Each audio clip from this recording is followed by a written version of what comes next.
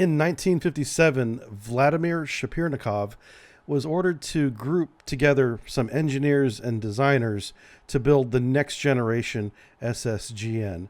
So we got together 4 very brilliant engineers and project managers. They were assigned a military liaison to do a single task: build a single reactor, single shaft SSGN submarine that it can be mass produced in the Soviet Union. This is what they came up with: the Charlie 1 SSGN Project 670. Let's start by acknowledging our sources again. Saturnx at the very top there. You can see his Twitter profile, him and a bunch of his buddies drinking some beer out on the Baltic Sea, having some fun. I also want to introduce everybody to Richard W. Stern, who did some great drawings for our sales of the submarines today. He's got a great Twitter page. Follow him at Embers of Stern over on Twitter. A big nod out of the hat to deepstorm.ru, who produced the most of the background of the stories we're going to talk about today. So thank you very much to Andre, who's over there. We were working on trying to get some communication to him.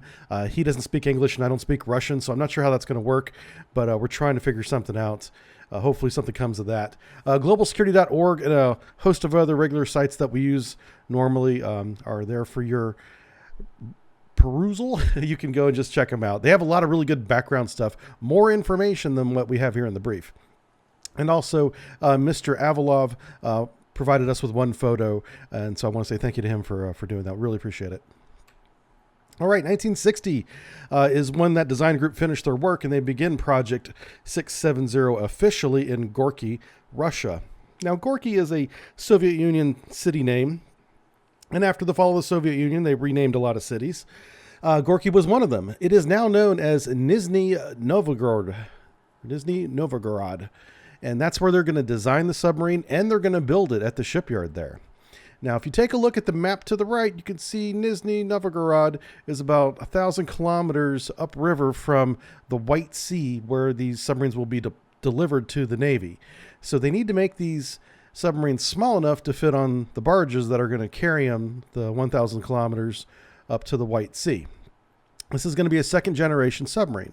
So a quick review of the first generation submarines that came before this are the Hotel. That's the nuclear ballistic missile, the very first one the Soviet Union had. The Echo, which was the first generation SSGN. This is a little bit of a successor to the Echo, but more in line with the Papa that they're building at the same time.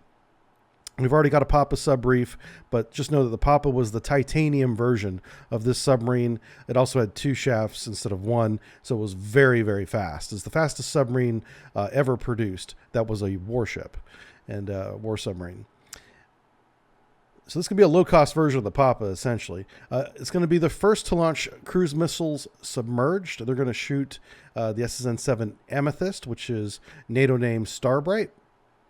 She needs to be fast enough to catch up and attack NATO convoys with this SSN-7 Amethyst missile. So speed is a factor here. Her small size with 1 reactor, 1 shaft, lightweight, should make her fast enough. And that's what the design is to have a very small, light, steel-hulled submarine.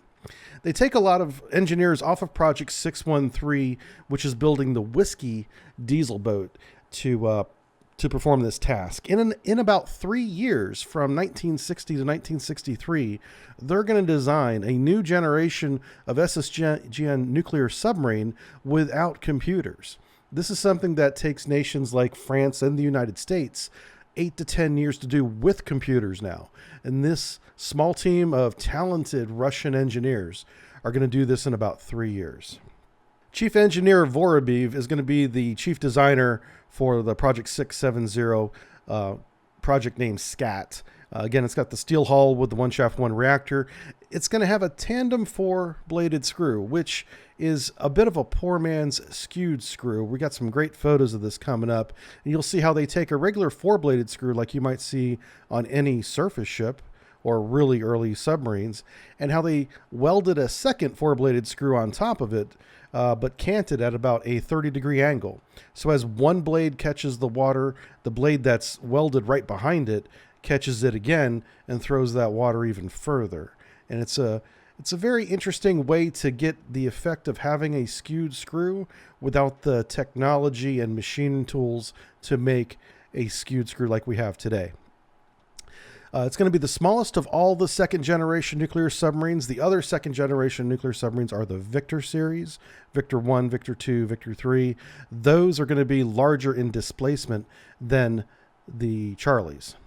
She's going to have 8 Amethyst anti-ship missiles and vertical launchers on the bow, 4 port and 4 starboard. It's got to be small enough to be transported up that waterway like we talked about, and it was initially designed to be 2,400 tons because it needed to be fast. But after they built the first one, they realized that it had exceeded that weight by quite a bit and was over 3,000 tons displacement. This significantly impacted the top speed. It's not going to be able to keep up with the American carriers and the faster American ships. So it's already beginning to fall behind in one of the key categories, one of the goals, and that's speed. So here's a picture of the screw that I was talking about, the 4-bladed screw being constructed there in the Krasno-Sormonov shipyard. It's now the shipbuilding company. It's owned by JSC. It's still there in what was Gorky, Russia. And they still produce a lot of ships today. They make mostly civilian ships now, but they were famous for building this Charlie series here. And we got a couple great photos here from Saturn X showing the tandem 4-bladed screw. It's literally 2 4-bladed screws. They're the exact same dimension. They're just offset by about 30 degrees from each other. So as the first blade turns and catches the water, like I said, the second blade is right behind it to catch that water a second time and throw it even farther. These make a very distinct sound, by the way. They didn't try to make these quiet. I think they were hoping they would be quieter, but whenever you look at this tandem 4-bladed screw on a sonar system, you immediately recognize it as a tandem 4, which made any ship that routinely had a tandem 4-bladed screw. There was also other tandems, but tandem 4 was the most common. It was immediately recognizable. We were like, okay, we got us a Charlie here. Let's figure out if it's Charlie 1 or Charlie 2, just based on screw blade alone. All right, the Amethyst missile, the SSN-7, NATO name Starbright. This is the missile that's in the bow. Remember those 8 launchers, 4 port, 4 starboard? So this is a very early version, 1960s design of an anti-ship cruise missile. And because of the age, the era in which it's designed, it's got solid rocket motors, solid fuel rocket motors that's going to boost it and also sustain its entire flight.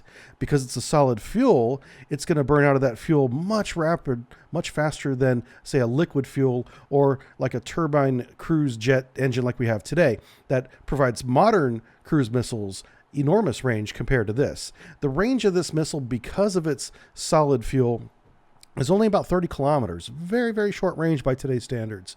It's got 4 booster rockets, and this is one of the things that you can use to visually identify an SSN-7 Amethyst from an SSN-9 Siren, which is going to come up in the next lecture, are these booster rockets. If it has 4 like you see here, it's the older version. They needed more of the booster rockets than the next version that we're going to talk about in the next lecture has. So SSN-7 Amethyst, 4 booster rockets. All these boosters will light in the tube submerged near periscope depth, pushing the missile out of the tube, out of the water and into the air. And then those boosters will run out of fuel. Whenever they're out of the fuel, they automatically release themselves from the center body of the rocket and fall away. That's about 6 to 8 seconds in flight. It's pretty quick. And then that center motor that you see there, that's a sustainer motor. That's going to sustain the flight at speed at a cruising altitude that's near the water towards the target, but it's for a very short range, only 30 kilometers. And it gets there quick, it burns out quick, and then it hits its target.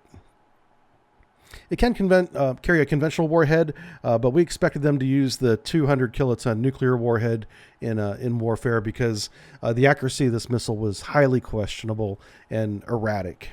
But 200 kilotons of nuclear warhead will get the job done. All right, let's talk about Hull 1, K-43. K-43 has a number of different names, as we'll get into. UTS-550, INS Chakra. This submarine has quite the history. The keel was laid in 1964, launched in 66, commissioned in 67. So we're building these submarines in the 60s, and this is the 60 technologies that are going into it. So Hull 1, after it's commissioned, goes out into the White Sea. That's that little body of water where not only is the sea base there, but subbase there, but they also do their sea trials there. And she launches her Amethyst missiles. First, she just launches 2. 1 port, 1 starboard to keep the ship balanced. And it's a success. So then they authorize the second test. And they shoot 2 more. This is all done on the same day, by the way. And then once the second test is successful, they gained a lot of confidence that this is a good system. It's working. They tell her to finish firing the rest of her missiles. She has 4 left, and she ripple fires all 4 missiles. The total of all 8 missiles were a successful launch. So that is a great start to the SSN-7 and the Charlie 1 SSGN program, despite its speed failure. The top speed of this thing is estimated to be about 24, 25 knots, and they really needed it to be closer to 30. Okay, November 1967, she goes on her first deployment to the Norwegian Sea. She continues to deploy regularly for the next 3 years in the Norwegian Sea and North Atlantic. In 1973, she goes into her first scheduled dry dock maintenance period and stays there for about 8 years. She's finally deployed back into the North Atlantic in June of 1980. And honestly, that's not surprising that Hull 1 of a new class of submarine goes into dry dock for a long-term maintenance period. We know it's going to be years, and it being 7 or 8 years is not that unexpected. It just happens. Things go wrong. They're really writing the book sometimes as they're doing it for the first time in a lot of these systems. And so you'll see long-term dry dock periods, especially with the Soviet navies. And in September 1980, she is transferred to the Pacific Fleet.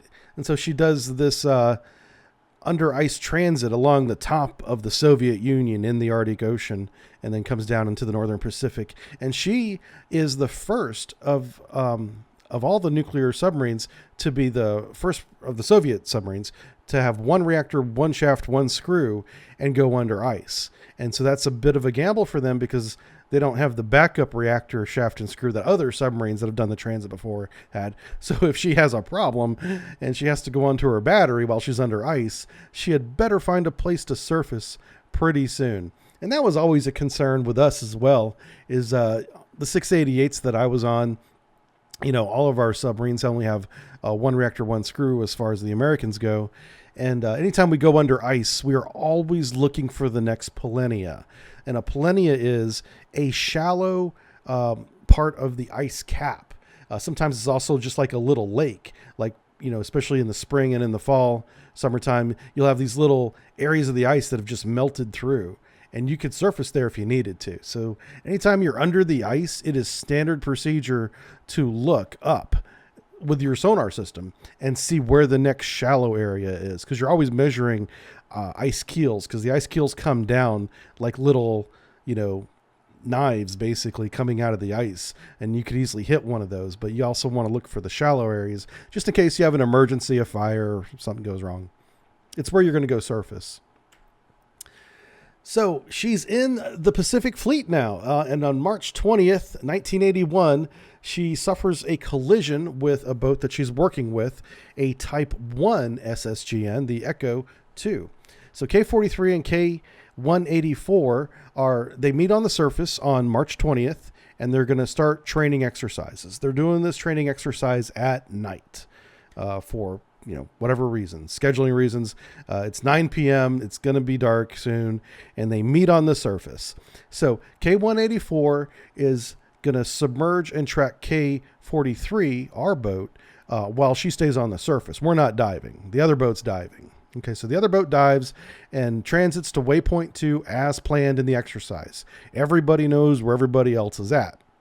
But the K-184 navigator begins to make small errors in his dead reckoning navigation, and he's slowly becoming farther and farther away from the point that he thinks he's at. So in about 30 minutes later, K-184, the submerged Echo 2 sonar system, loses track of K-143 on the surface. 15 minutes goes by, they can't regain him. So K-184 gets on the underwater telephone with voice comms and says, lost contact, we're moving to 0.3 to try and regain contact. K-143 hears this report and maneuvers to avoid waypoint 3. So she's not there. So both submarines know where they're at and where each other is expected to be to avoid collision.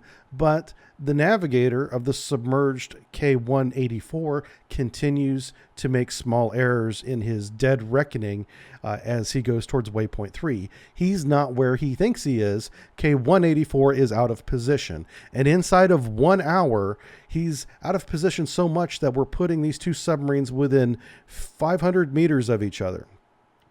Okay, as planned, K-184 surfaces at waypoint 3 at 10 p.m. It's a 1 hour exercise, quick, done. They lost track of each other. They surfaced, but K-184 is out of position now, and she is only 500 meters away from the starboard beam of K-43, our submarine, and they T-bone each other. They try to maneuver out of each other's way. They both maneuver the same direction, and they run into each other. There's light damage to both the Echo 2, and there's light damage to the brand new Charlie 1 SSGN. In her first training exercise in the North Pacific, she collides and damages both subs. So she goes into dry dock for repair. I have a picture there on the map of where the dry dock is at. And that's the Zvezda shipyard. The Zvezda shipyard does a lot of major repairs, also does the decommissioning and storage of old reactor units and stuff like that. Very busy, very good shipyard for Russia. So while she's getting her repairs done, there's some politicking going on in Moscow between India and the Russian leadership. India visits the shipyard because they want to lease this new Charlie design for the Indian fleet. They really like it. And so the Russians initially want to agree to this, so they begin to make changes on board the K-43 to deal with the Indian Ocean climate. It's a very tropical, hot part of the world that India is going to be operating the submarine in. So they upgrade the air conditioning system for the crew and equipment, and they upgrade the refrigeration system for the food.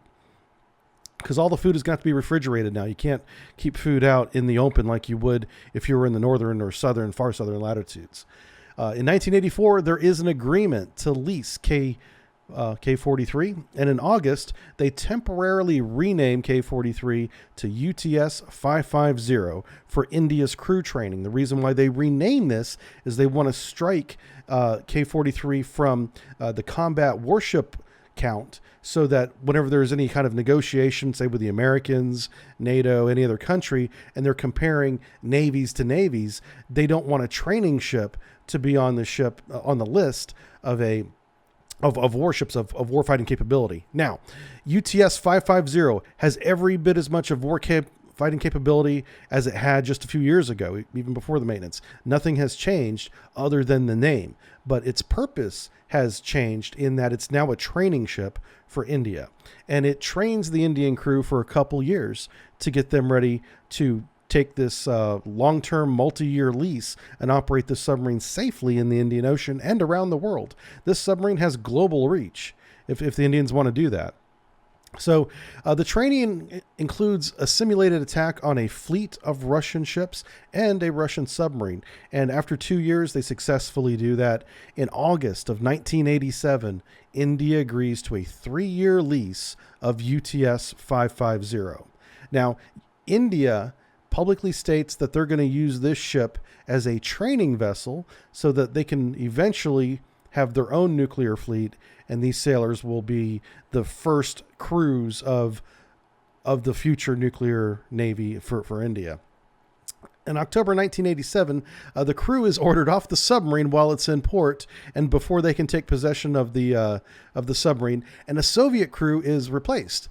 So this is a big political kerfuffle that after the agreements have been made and have been signed, all of a sudden the Russians march down the pier, kick the Indian crew off the submarine, and take control of it.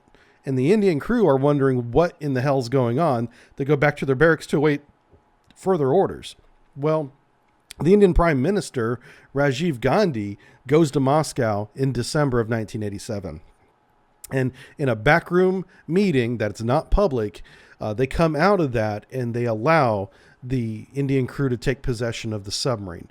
We don't know what was said. We don't know what agreements were made, if money had changed hands in December of 1987 in Moscow, but something worked out so that India could continue to operate this submarine.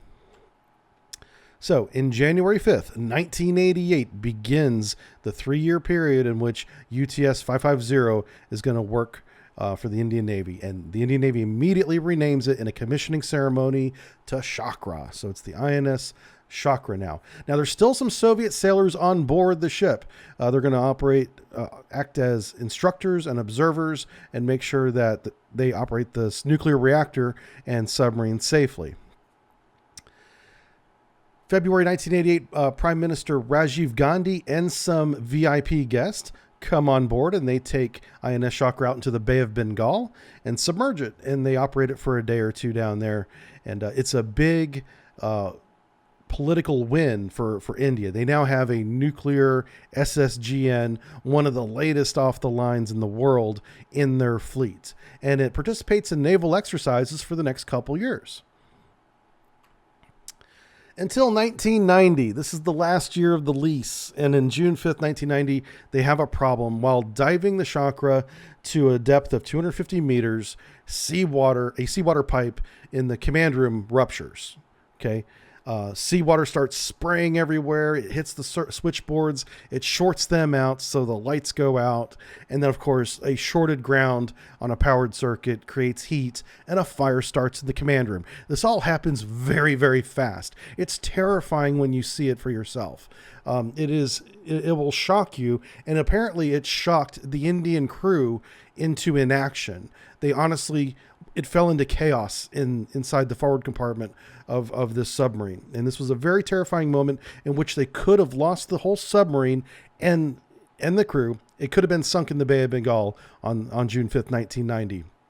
But Russian observers who were on board during this entire time, all 3 years of the lease, take control. They step in, they relieve the officer of the deck, they take over the helm, they restore power, they put the fire out, they stop the flooding. The Russian observers saved this ship from sinking and killing everyone. They did a great job, and thank goodness they were there, or else there would be another sunk submarine story to talk about. From there, it goes into dry dock for repairs until the end of the lease, which is just a few months away. And then it returns to the USSR, where it's promptly renamed B-43 after the fall of the Soviet Union. It is removed from active duty almost immediately because after the fall of the Soviet Union, there's no money for these submarines anymore. They didn't want to give it back to the Indians because they almost killed themselves with it. So they went ahead and deactivated it. It's decommissioned in the repair center on Kamchatka Peninsula, Russia. And the reactor is in long-term storage to this day at the Okerich storage facility. That's over in the Siberian side of Russia. All right, Charlie, by the numbers, let's take a look at this fantastic drawing of the Charlie 1 SSGN. One of the things I want to bring your attention to is where the bow planes are. On the Charlie 1, they're just forward of the sail, so they're not really on the bow yet. They're not as close to the bow as the Charlie 2 is going to have them. Also, you want to look at the forward part of the sail. That's the part that sticks up there. And at the very front of it, on the Charlie 2, we're going to see a little fin there that kind of helps push the nose of the submarine down. On the Charlie 1, they didn't have that.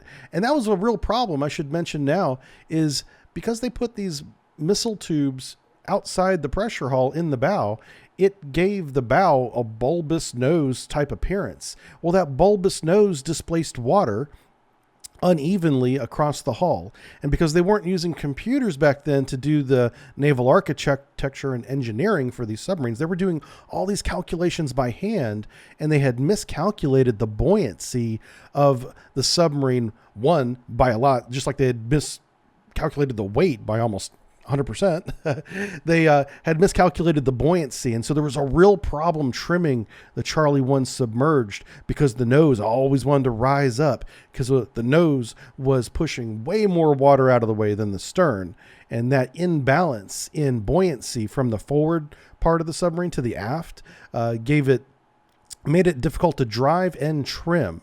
but they worked it out.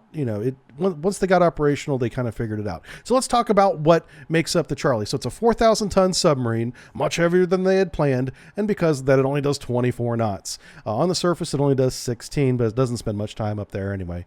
It is 94 meters long, 100 meters of beam, has one VM5 pressurized water reactor that turns one steam turbine engine at 20,000 horsepower. Now, 20,000 horsepower is not much horsepower for a naval engine, even then. So it's underpowered, and it has half the shafts of the rest of most Soviet Union submarines at this time. And because it's heavier than it was planned on being, all those factors contributed to it not achieving that goal of being able to keep up with the American fleets. So that's going to be a tactical disadvantage whenever they go to employ these things, in that they can't keep up with the targets they're going to shoot. They have to position themselves tactically, take advantage of their position, and then do one strike and run away. They're not going to get a second chance to reposition on a 30-knot contact. They have one shaft, one tandem four-bladed screw, like we showed you before. They shoot 8 of the SSN-7 Starbright missiles. Those are the solid fuel rocket boost motor, rocket sustainer motor, 30-kilometer anti-ship missiles. She has 6 53-centimeter torpedo tubes in the forward compartment. You can see them there on the bow. She can hold internally 12 torpedoes. She can substitute one of the torpedoes for an SSN-15, up to all 12 if she wants. The SSN-15 is called the Starfish, and that's that rocket-boosted, glide body-carried, air-dropped 40-centimeter conventional torpedo. They have the SSN-15 and the larger diameter SSN-16 in future builds. So she can carry torpedoes or those SSN-15 weapons. She has Snoop Tray surface radar. That is a very common radar for Soviet submarines. Us in sonar, whenever we were underway and we had the ESM manned, anytime we heard Snoop Tray call out from ESM, we always perked up in sonar because we knew we were about to get busy. That meant that there was another submarine in the area that maybe we didn't know about, and we were going to start tracking her. Snoop Tray makes sonar's day. We love to hear Snoop Tray. She also has shark teeth sonar, which for the time, not a bad sonar, but by modern standards, obviously not very good at all. But we have to be careful not to compare these submarines that were really cutting edge at the time for the 1960s by today's standards. She did have a crew of 100 people, though, which is nuts for how small the submarine is. It must have been very tight on board. And I think that's really why they wanted to have a lot of automation in future submarine builds, is because they needed to reduce the number of crew members on board. One of the ways to do that is to have an automated loading system, for instance, for your torpedoes. That cuts down the number of torpedo men you need to operate the torpedo room. K-87, this is Hull 2. She begins her life in February 1965. She's launched in 68 and commissioned at the end of the year, 1968, as K-87. She completes 6 deployments in the North Atlantic without incident. So this is a very successful, Northern Fleet operated Charlie 1. And in 1974, after several years of success, she completes a dry dock period, and comes out as K-212. Now, when she comes out with a new name. And that's very common in the Soviet Union to change names of submarines from K-87 to K-212. I really believe they do this to confuse intelligence agencies of the day, to make it appear as if they have more submarines than they actually have. But if you just simply look at the ship's logs like we source here, you can see it's the same hull, the same submarine. They just changed the name after it came out of dry dock. September 1978, she conducts the interfleet transfer to the Pacific Fleet, just like Hull 1 did. The next year, 1979, she deploys to the Arctic Sea, goes up to some operations up near the North Pole. And then she comes back in 1980, operates off the coast of Vietnam. So she's very versatile. She can go to North Pole. She can go down, to the equator, operate all over the Pacific if she wants to. She goes into another dry dock period from 1980 to 1983. This is her modernization period. That's where they try to improve some of the gear that they started with. The gear's becoming, 10, 20 years old now. So from when it was designed, not from when it was installed. And so they want to modernize that. She operates in the Pacific between 1983 and 1988 without any notable incidents. So probably the most successful Charlie we've seen so far is K212. She goes into overhaul in 1988, and wouldn't you know it, she's just removed from service. There isn't any record of any serious incident happening in those 2 years. It's probably a cost-cutting measure, I assume, that they just removed her from service in 1990. 1998, her reactor's cut out, and it is in long-term storage, confirmed as of 2009. So that's K212, Hull 2 of the Charlie. K25. Her keel laid is in 65 and commissioned in 1968. So those years were very busy in that Gorky, Russia shipyard, pumping these out all in basically the same time frame. She deploys to the Med. So this is the other body of water that was very hotly contested during the Cold War. A lot of Americans especially, not so much the Europeans, but a lot of Americans forget about the Mediterranean Sea. The Mediterranean Sea is vitally important to Russia because their main oil reserves are in the Caucasus, which means if they want to export oil, they have to ship them through the Black Sea, past Turkey, which is kind of a problem since Turkey's part of NATO now, and into the Mediterranean. And then from there, they can export them to all of their allies, whether it's Libya, Egypt, anywhere else in the world. So the Mediterranean is a hot spot for Russian submarine activity during the Cold War. So she deploys to the Med in 69 and 70. In 70, she collides with an unknown object while submerged at 120 meters. That's almost 400 feet, not quite. So she's, not near the surface, not at periscope depth. She definitely did not hit a ship. Now, she may have ran aground because we don't have any incident of a NATO submarine having a collision in the Med at that specific time. So we don't know really what she hit. All indications is she ran aground and had some minor damage in 1970. So she continues to do her annual deployments, pretty much one a year, 1970, 71, 72. And then in 1974, she conducts a missile test, operational missile test, and hits a target boat with a missile up there in the North Sea. So she's demonstrating her military capability. She's operational even after years of going to the Med. She can still hit targets with her missiles. From 1978 to 1983, she goes through her overhaul period. She comes out of that in 84 and transfers to the Pacific Fleet. She operates over there for the rest of the 1980s without incident until the end of the Cold War when the Soviet Union collapses. She is removed from service. The crew stays on board to help prepare for the dismantlement, and even though she's decommissioned, she still has to have people operating that reactor because that thing is, even though it's shut down, it's still, volatile. And that's why you keep a crew on board after it's out of service. The reactor is eventually cut out and removed and stored in long-term storage. That's confirmed in 2009. All right, K143.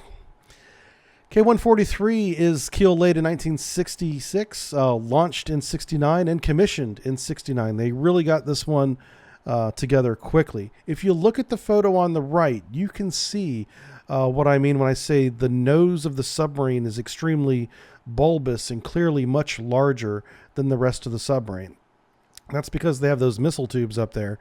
So even though the pressure hull where the people are and the torpedo room is relatively small, the outer hull is much larger because it has to make room for those missile tubes.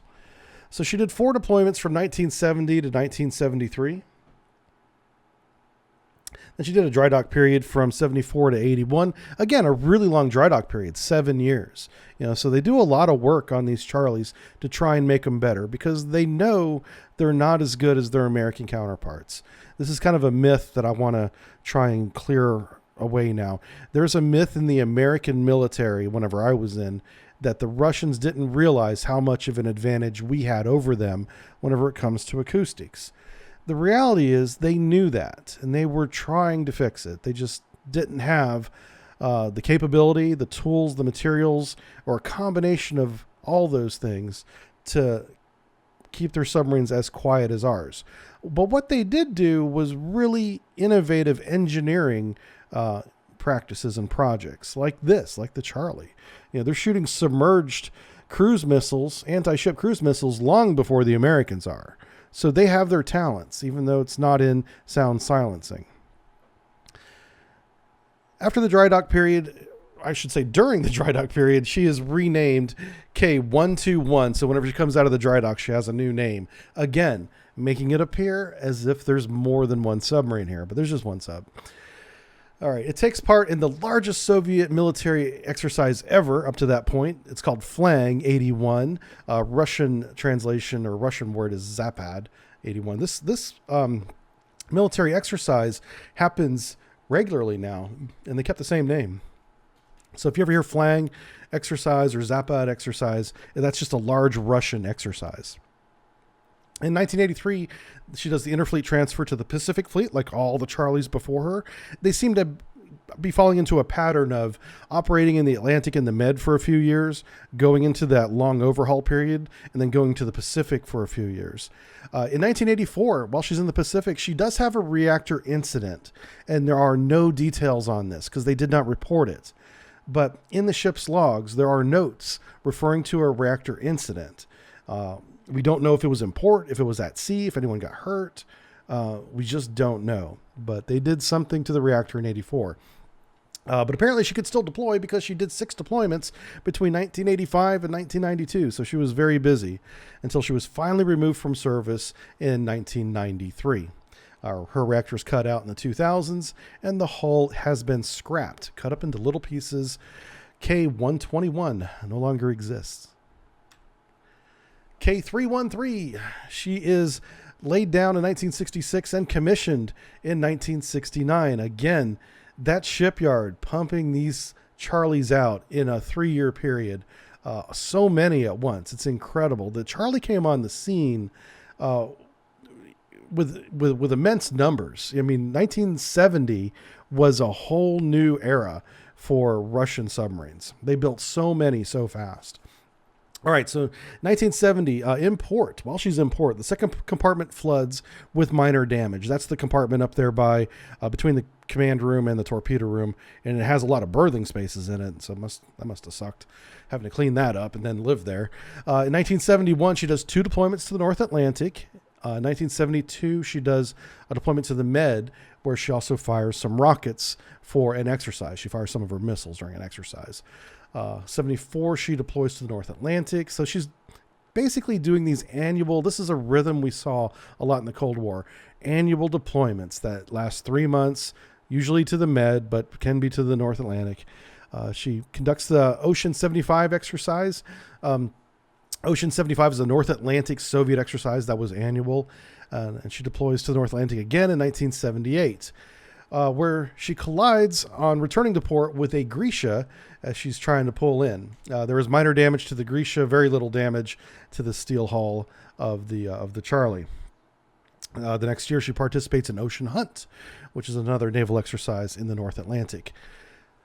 In September 1986, she does the interfleet transfer after a dry dock period to the Pacific Fleet, and in 1987, she deploys to the South China Sea. There's no other significant deployments between 1987 and 1990. There's no clear reason why. Maybe it was a training thing. Something might have broke. That was very common in all navies, honestly. But there's no record of why she didn't deploy again after 1987. 1982, fall of Soviet Union. She's removed from service, probably for cost savings. And she sank next to the pier in 1997. She was raised up and scrapped.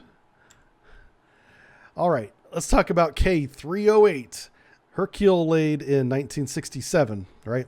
But in 1970, this is before she's launched. So she's still being, built inside the assembly building, right?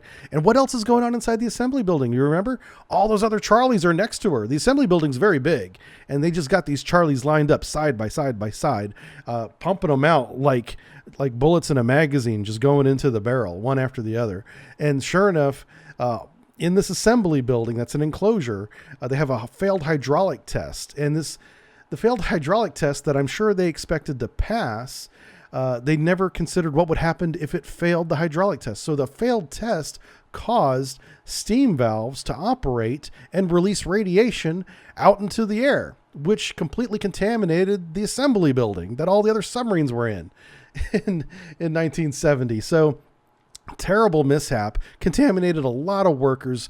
I don't know how many people eventually died from this radiation. It was a real mess, but they cleaned it up, kept it quiet, launched the submarine, and commissioned her the same year. 9 months later, she goes from nuclear contamination to being a commissioned submarine in the Soviet Union. That just shows you the how much they either needed these submarines or they just didn't care. I don't know, maybe a little bit of both, but they got these submarines out and deployed right away. 1971, 1972 shows 3 deployments North Atlantic, and then she transfers to the Pacific Fleet via the Indian Ocean over a 7-day period, rather. That's going around Africa, or she probably went through the Suez Canal, to be honest with you, but through the Indian Ocean and not going over the top of the world. And there she deploys in the Pacific from 1974 to 1977. This is K308. All right, so K308, here we go. K308, she's in the Pacific, right? So K308 is ordered in April, let's just say in 1978, is ordered to go to the Atlantic and train with K490, a Delta III SSBN. So we have a long transit ahead of us. We're going to go to the Atlantic. We're going to get a Delta III. We're going to do some training. The commanding officer during this transit never did his own calculations to fix the ship's position. He trusted the navigator, the navigation team, the quartermasters, with all the new tools they have for navigation. Every time they brought him a ship's position report, which the captain gets daily, all he has to do is sign it. And for the whole transit, that's all he does. So this is the beginning of lackadaisical leadership, lackadaisical oversight that's going to lead to this collision. He doesn't check what he's being told by his crew. And his crew, of course, doing their best, is making small mistakes. And they're slowly getting off course. So at 1700, K308 is with the Delta III. That's 5 p.m. in the evening. They're going to begin doing training target services. So K308 fixes their ship position now that they're there in the Atlantic with 12 radio beacons. This is a very old school navigation method that we used to use, and the Russians used it too, where you can get navigation radio beacons. They probably still exist today, even though we have GPS. But if you have 12 beacons, you have a very exact position. You only need like 4, to get a good position. 6 is great. And this guy's got 12. So whenever they do that, they realize they have a 12-mile discrepancy. They're not where they want to be or where they think they are by 12 miles. So the navigator, for whatever reason, it's not said in the logs, he simply repositions the ship on the chart 4.6 miles towards the correct position. So he still knows that he's another 7.5 miles away from where the chart says he is. In other words, it's still not correct. It's just less wrong at this point. They tell the commanding officer, thank God they do that. Commanding officer comes out of his stateroom, probably sober, but maybe not, and looks at the fathometer. And they have a special fathometer where they can take a look at the sounding over a period of time and look at the chart and use the total water depth of where they're actually at and look at the total water depth around where they think they are and figure out where they actually are based on the fathometer reading. That's one way to fix your position. So they figure out that, they're still 5 miles, east of where they're supposed to be. They're 5 miles out of position. And the captain goes back in his stateroom. He doesn't give any orders. He doesn't say to fix it. Maybe he thinks they're just going to do it on their own. But these are Soviet sailors. They do what they're told and nothing more. You can get a lot of trouble of doing anything out of on your own in the Soviet military. So no corrective action is taken. They move forward into this training exercise knowing they're 5 miles out of position. So, of course, at 21:30, which is 9:30 in the evening, K380 collides with the Delta III, K490. They never had any sonar contact with each other because they're both really bad at sonar, apparently. And, to be fair, the Delta III was kind of quiet, but they should have had the Charlie, but they didn't. The Charlie's not a quiet submarine, if I haven't mentioned that yet. It is noisy. It is skeletons in a trash can rolling down a hill, noisy. But they collide with the Delta III, and there's no disciplinary action made public after all of that. We don't know the results of what happened to the crew or the captain after this collision. Typically, whenever you have a collision with a nuclear submarine with nuclear missiles on it, that's usually the end of people's careers, but you never know. There's a lot of missing information in this story, but clearly the captain was very negligent. K308, she pulls in a dry dock period, probably because she needs some repairs after that last incident, but also for some modernization. And in 1985, the under ice Trans-Arctic Interfleet passage to the Pacific Fleet without surfacing. Because remember, she went back to the Atlantic to work with the Delta. Well, she has to get back to the Pacific now. So in 1985, she does that trip. So she's been like around the world at this point, you know, from the Atlantic to the Pacific, back to the Atlantic, and back to the Pacific. The new CO is awarded Order of the Red Star, and in 1988 conducts a live fire test in the Pacific. That's a successful test. In 1982, she's removed from service after the fall of the Soviet Union, and in 2009, the reactors confirmed cut out. I keep saying confirmed cut out because they cut out these reactors and stuff before then, but we don't know that it's done until 2009. K302. The kill's laid in 1968. She's in that assembly building next to the previous submarine that had the reactor problem that released steam into the assembly building. 7 crew members were exposed. She cleans that up. She's launched in 1971 and commissioned in September 1971. 1973, she deploys to the Med. You know, very commonplace to see a Charlie down there in the Med. The second crew is assigned. They found the reactor compartment flooded, so this takes some explanation. They rotate crews on these submarines. After the Med deployment, they return to port, and they're going to have another crew come in and operate the submarine for a couple years. There's a turnover of crews. So the second crew comes on board, and they find water in the reactor compartment that is described in the ship's log as flooded. Now, flooded implies that it's completely to the top. I'm sure that's not the case, but it is. There was a seawater pipe leaking inside the reactor compartment that went unnoticed, or at least unreported, and basically flooded the reactor compartment. And it is not clear how long they had been operating an operational reactor with seawater in the reactor compartment around the vessel on the outside of it. You know, it's mind-blowing.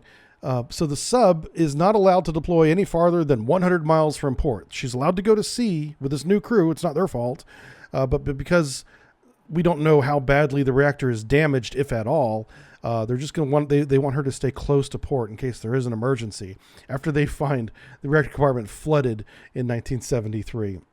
It's not clear what they did with the old crew. They might all be in Siberia after that. May 1976, partial depressurization of the core resulted in dry docking, requiring a refuel. That may have been because there was damage to the piping from 1973, 3 years earlier. Anyway, after all that is repaired and the dry dock period is over, in 1977, the year Star Wars is released, the very first one, she takes part in war games called North 77. That's in the North Atlantic annual war games. 1979, she does the Trans-Arctic transfer to the Pacific Fleet, just like all of her other sister ships. All right, K302 in the Pacific. She deploys 3 times from 1980 to 1983. In 1983, K429, another Charlie SSGN, goes missing in the Sea of Okhotsk, but near the position of K302. So she conducts submerged search for the other sunken Charlie. I shouldn't say sunken, the missing Charlie. She also puts divers in the water to help find her. We'll talk more about that. K429. 1984, she deploys to the Philippine Sea. After that, she goes into dry dock from 1989 to 1991. She comes out of that renamed B302 because after the collapse of the Soviet Union, they renamed all the ships from K to B. And 1993, she conducts a missile firing test off the coast of Kamchatsky, Russia. She is one of the few Charlies to operate for a short period of time after the collapse of the Soviet Union.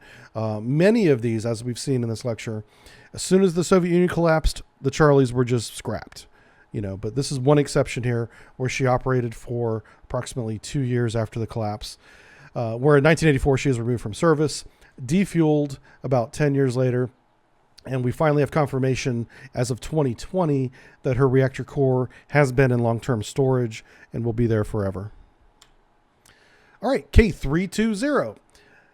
She has keel laid in 1969. She is launched and commissioned in 1970.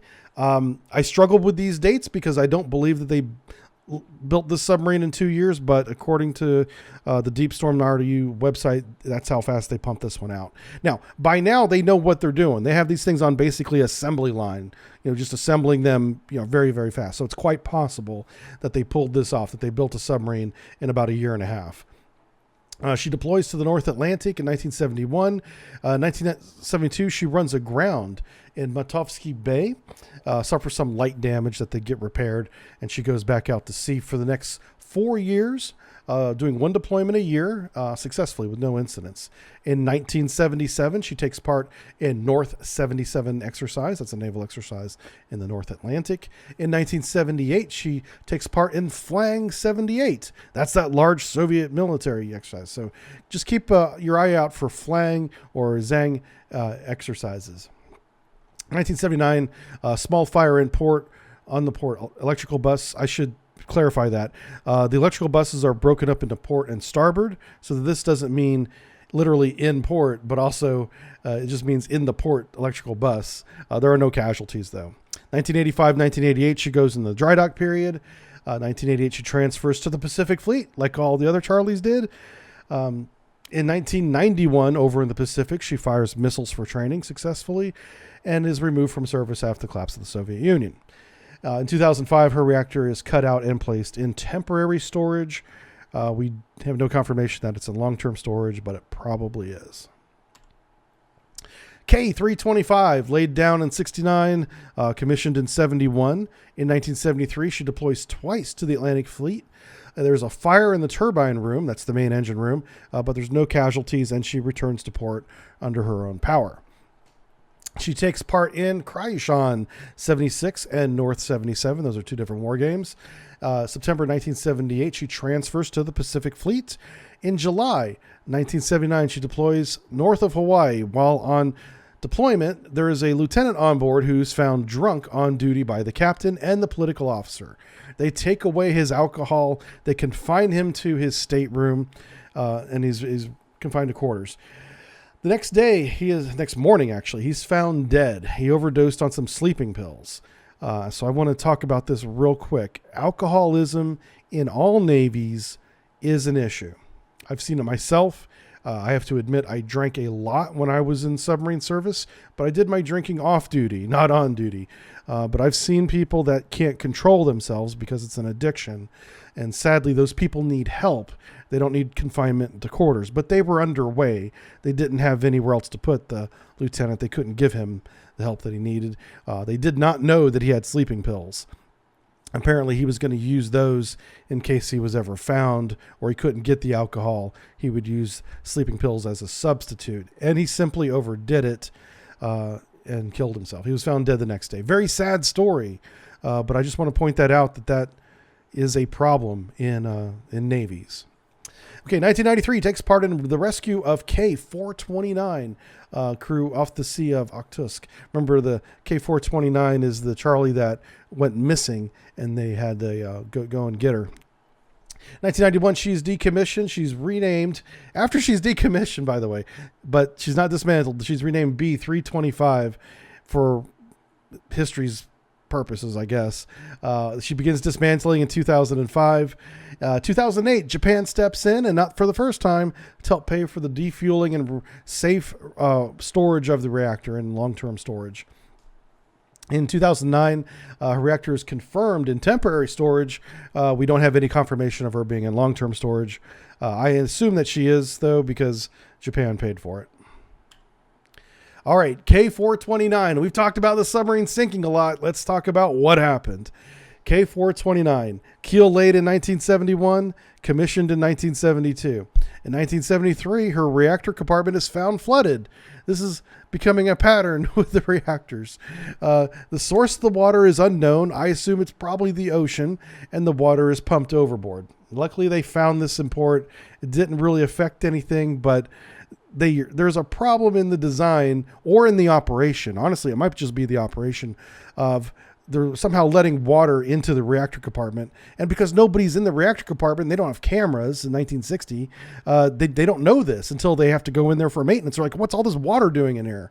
So it's not as easy to detect as you would think. But I would also think that maybe they have sensors in there that detect humidity or water. Maybe they don't. I don't know. But they find a flooded reactor compartment again on a Charlie. 1973, 1976, deploys 5 times to the North Atlantic without incident. Thank goodness. In 1977, she's doing the interfleet transfer to the Pacific Fleet, boys and girls. She's over there now. And from 1979 to 1978, she deploys multiple times in the North Pacific without incident. So far, so good. 10 years almost without incident. This is great, right? So from 1982 to 1983, she deploys to the Philippine Sea, the Indian Ocean, and the Arabian Sea consecutively. This is a huge deployment. This is like doing 3 deployments in a row without a break, without coming back to port. She leaves port in 1982 and doesn't come back until 1983, and she does 3 consecutive patrols. This is an extended push. In the United States, we call this a surge deployment, where you come back from a long deployment, which usually 3 or 4 months, sometimes with the surface Navy, 6 to 9 months, and you immediately go back out again. Well, they did this without even returning to port, so it was exhausting for the crew and the equipment.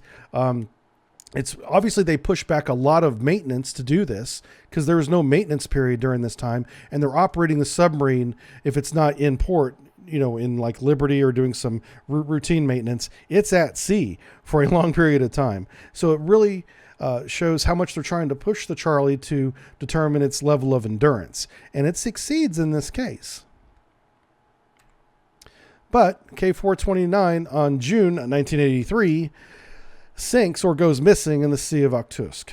This is the body of water that's between the Kamchatka Peninsula and the Russian mainland, way up there in the far northern latitudes, on line with, say, Alaska, right? Very cold water.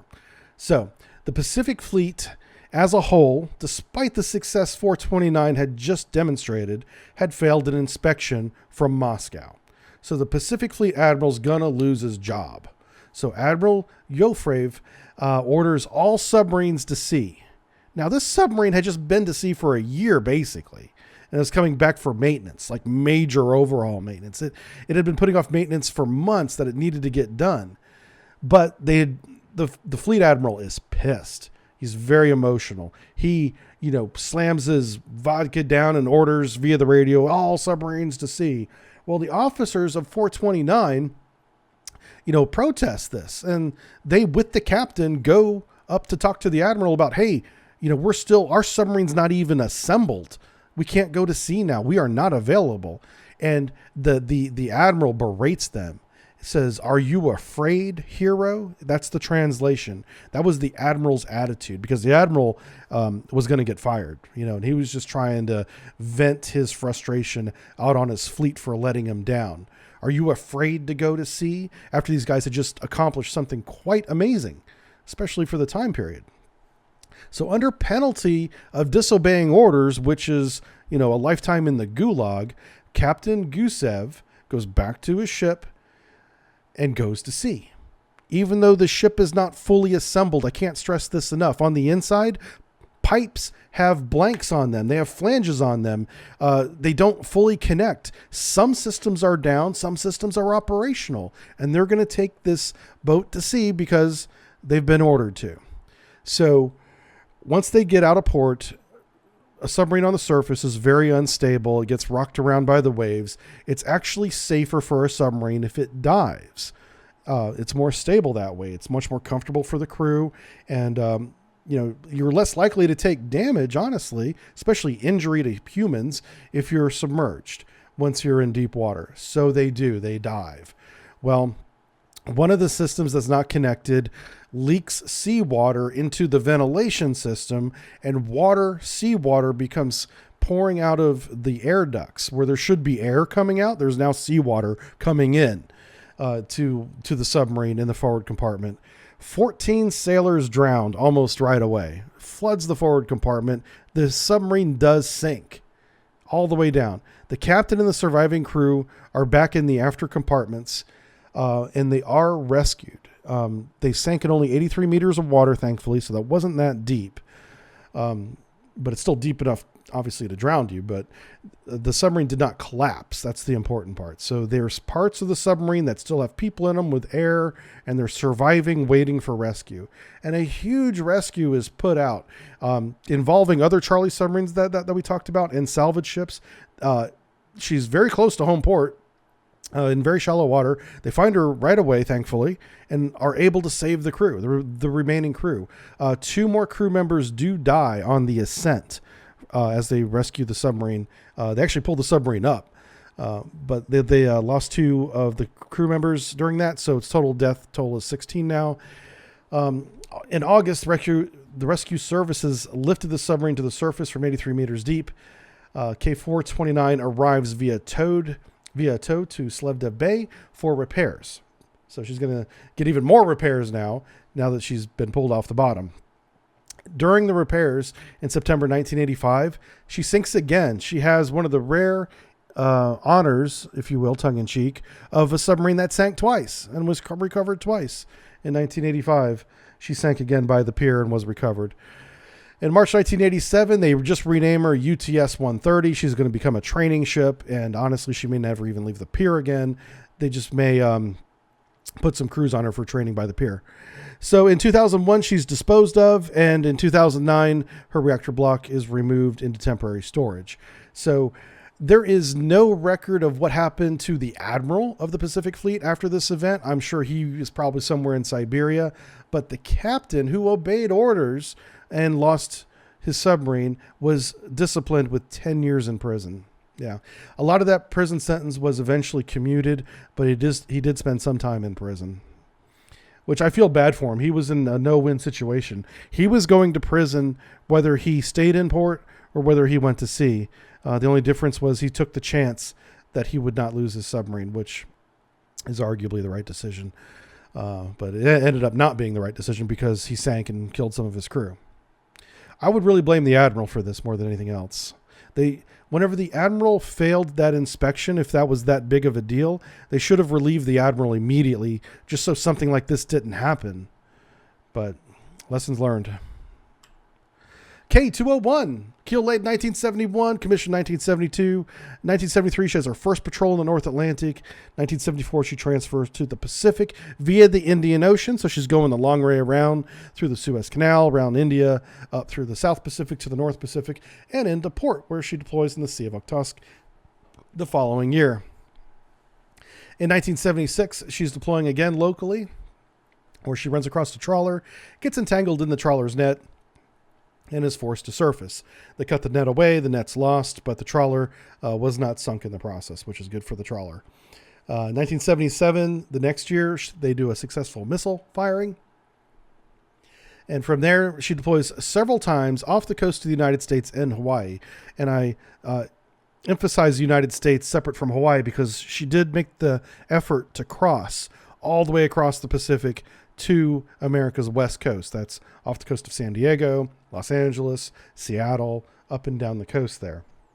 From 1979 to 1981. 21st March 1984, she does track the USS Kitty Hawk in the Northern Pacific for several days. Now, eventually the Kitty Hawk outruns her, but she was in a good position to conduct an attack for a very short time. So these submarines are capable. I mean, they can do the mission. They simply just can't keep up, and they're very noisy. If the Americans were paying attention, they would have saw her coming a mile away. They just didn't. And from 1991 and 1993, they conduct missile tests, where she's finally removed from service in 1984, shortly after the fall of the Soviet Union. In 2009, we have confirmation that her reactor is in long-term storage, which is great. All right, and that is all of the Charlie 1s. So all the Charlie 1s are gone, but their legacy lives on today in the Russia's Oscar SSGN and the new Yasin, of which we have a picture of here in port. The Yasin is a very capable submarine that has SSGN VLS tubes, very similar to our Virginia design. The design of the Yasin as a tangent here is more like our Seawolf than like than the Virginia, but she does have the VLS tubes like the Virginia has. So kind of a hybrid if you want to combine the two. If you want to combine a Virginia with the Seawolf, you'd get the Yasin, you know. So the collapse of the Soviet Union did ensure the demise of the Charlie, plus the Charlies were getting to be 25 or so years old by the time the Soviet Union collapsed. So they were getting to the end of their service life anyway. It's unfair to say the collapse of the Soviet Union caused their decommissioning because they were coming up on that, but it certainly ensured it afterwards. They did see a lot of success in the Pacific and in the Med. Even though they did some operations in the Atlantic, those are usually war games. You know, as far as operational deployments, sneaking up on American carriers, that only happened in the Pacific. And they did operate in the Med for quite a bit. A lot of times that was just transiting to try to get to the Pacific. The few times that they were trying to go to the Pacific without going across the top of the world. And that is the Charlie. So to summarize my thoughts on Charlie 1, she is slow.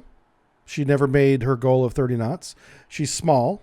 That's not necessarily a bad thing, but when you have 100 crew members on a small submarine, it gets a little tight.